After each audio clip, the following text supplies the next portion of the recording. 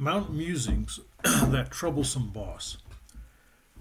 Bondservants, obey in everything those who are your earthly masters, not by way of eye service as people pleasers, but with sincerity of heart, fearing the Lord. Whatever you do, work heartily, as for the Lord and not for men, knowing that from the Lord you will receive the inheritance as your reward. You are serving the Lord Christ. Colossians 3:22 through 24, English Standard Version. It was 1996, and I was a company commander stationed at what was Fort Hood, now Fort Cavazos. I was a captain, and I fumed. Oh, I fumed. Uh, I had just been chewed out by Lieutenant Colonel Winthrop. He had replaced Lieutenant Colonel Reynolds as battalion commander, and this had radically changed my life. Lieutenant Colonel Reynolds had been very pleased with my performance as a company commander. He had once remarked to the operations officer that it was good to have an HHC commander with a pair of balls.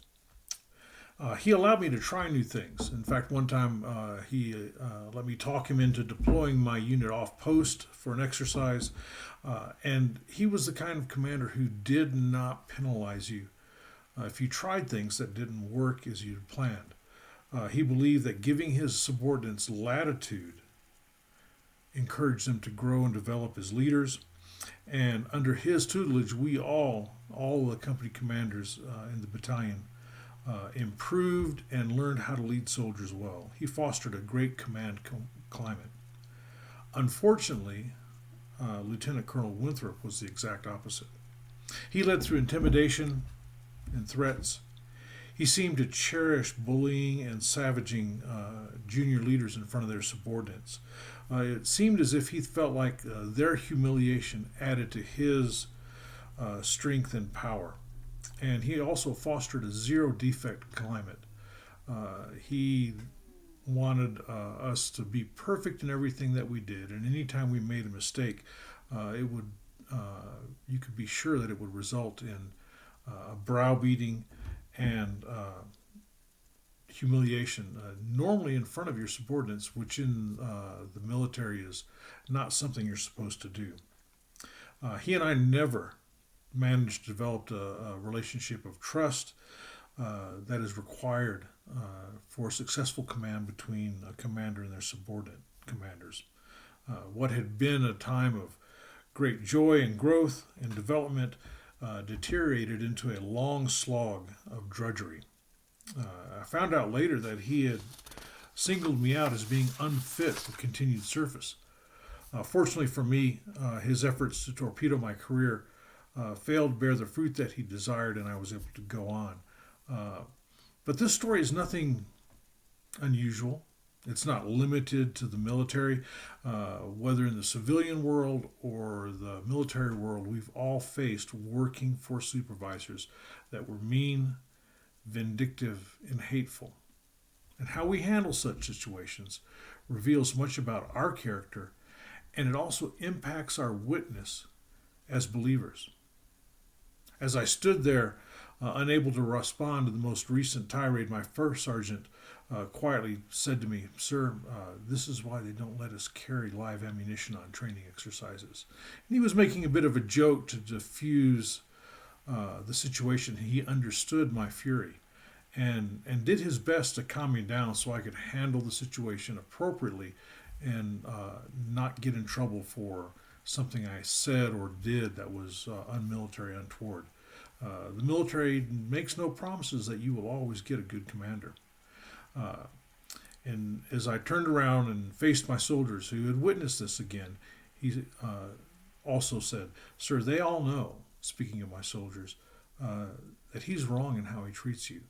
And they appreciate the fact that you do not take it out on them." And I don't think he ever really understood how truly helpful he was to me, because without his calm reassurance, I most likely would have said or done something that would have been truly career ending. Dealing with an unfair boss is one of these things that we all have to face at various times in our working career. Even those of you who are self employed face unreasonable customers. How do we deal with that? Paul, through the unction of the Holy Spirit, provides us some insight on how to navigate these troublesome waters. First, he reminds us that we must remember that our bosses are our bosses, and we cannot disregard them simply because they are hard to get along with. Unlike many in the world, uh, we are those who are called to take a longer view.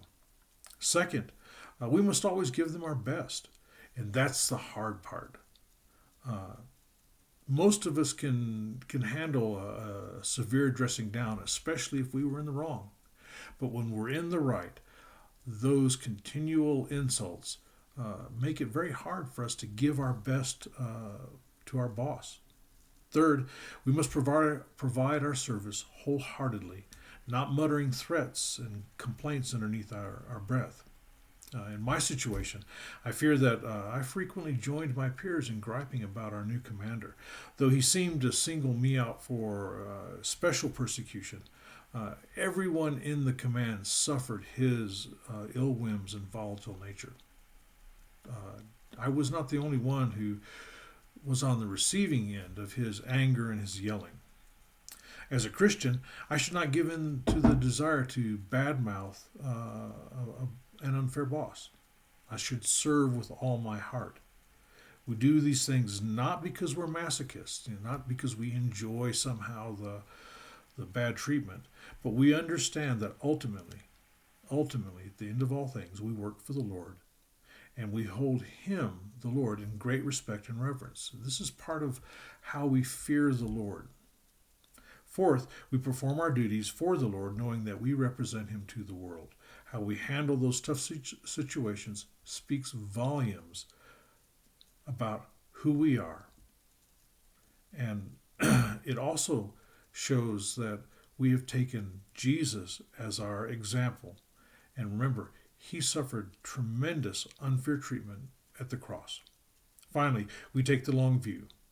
Though I did not enjoy my time under Lieutenant Colonel Winthrop, it was truly short-lived.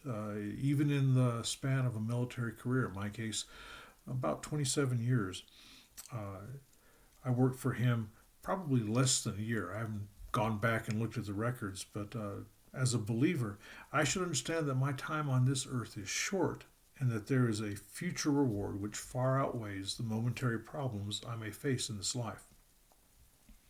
But I say to you, love your enemies and pray for those who persecute you, so that you may be sons of your Father who is in heaven. For He makes His sun to rise on the evil and on the good, and sends rain on the just and on the unjust. Matthew 5:44.